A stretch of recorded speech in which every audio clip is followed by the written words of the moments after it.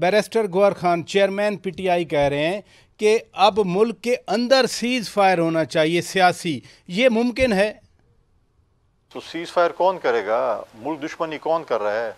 आपने आज भी देखा कि इंडिया के साथ जब हमारी जंग शुरू थी तो सोशल मीडिया पे पीटीआई के लोग क्या कर रहे थे? आप मुझे बताएं कि आज तक यौम तशक्कुर का जुलूस सूबाई हुकूमत ने यहाँ पर नहीं निकाला खैबर ख्वाह में। मैं सवाल करता हूँ कि क्या हमारे वज़ीर आला साहब या सूबाई काबीना के मेंबरान किसी शहीद के घर गए हैं? आज तक हमारे शहीदों के सर पे हाथ नहीं रखे इन लोगों ने, चाहे वो पुलिस के शोहदा हैं चाहे फौज के शोहदा हैं। तो आज जिन लोगों ने शहादतें दी हैं, जिनका ताल्लुक हमारे सूबे से है, हमें उन पर फ़ख्र है। लेकिन ये चीज़ें इनकी उसमें नहीं है। सीज़ फायर कौन करे? आप मुल्क दुश्मनी कर रहे हैं। 9 मई आपने की है, हमने तो नहीं किया है। आप सीज़ फायर क्या चाहते हैं? आप तो हमें भाषण देते थे कि करप्शन यहाँ पर होगी, हम उनको निकालेंगे। आज आपके 40-40, 50-50, बल्कि आपके स्पीकर कहते हैं 500 अरब है, एक ज़िले में 50-60 अरब है, और बाकियों ज़िलों में आप क्या करप्शन की होगी? तो आप अपनी करप्शन छुपाने के अच्छा गवर्नर साहब, पहले पीटीआई कहती थी कि हम एक ग्रैंड अलायंस बनाएंगे, हुकूमत के खिलाफ तहरीक चलाएंगे, फिर मौलाना फजलुर रहमान साहब ने उस अलायंस का हिस्सा बनने से इनकार कर दिया। तो अब ये जो सीज फायर की बात है, क्या अब ये पीटीआई के पास आखिरी चारा है जिसको वो कहते हैं कि हो जाना चाहिए सियासी सीज फायर? देखिए, पहली बात तो है कि वो सीज फायर नहीं चाहते, वो एनआरओ चाहते हैं। हर बात पे जब भी कोई बात आती है वो कहते हैं एनआरओ दें, एनआरओ दें, एनआरओ दें, बाकी उनकी बात ही नहीं है।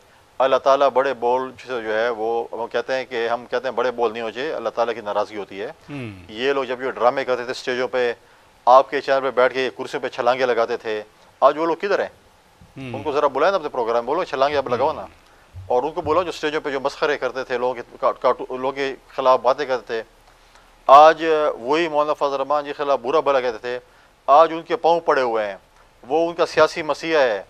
आज जब उसने ना की इनको, तो अब वो कहते हैं हम डायलॉग करना चाहते हैं, एनआरओ चाहते हैं। लेकिन देखें, जमहूरी आपका हक बनता है, आप बनाएं, अलायंस बनाएं, आप जो है जमहूरी तरीके से एहतजाज भी करें, सब कुछ करें।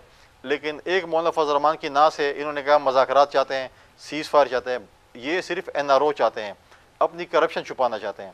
इस सूबे में जो करप्शन इन्होंने की है, जो इस सूबे को इन्होंने लूटा है, आप सोच, आपकी सोच, जहाँ आपकी सोच खत्म होगी वहाँ पे इनकी करप्शन शुरू होती है। अच्छा, जमहूरी हक की आपने बात की। एक जमहूरी और आइनी अमल के तहत इनकी हुकूमत के खिलाफ अदम एतमाद पास हुआ था अप्रैल 2022 में। उसके बाद फिर पीटीआई ने पाक फ़ौज को भी निशाने पे रखा, और ख़ास तौर पर army chief general Asim Munir Syed तो इनके निशाने पर थे।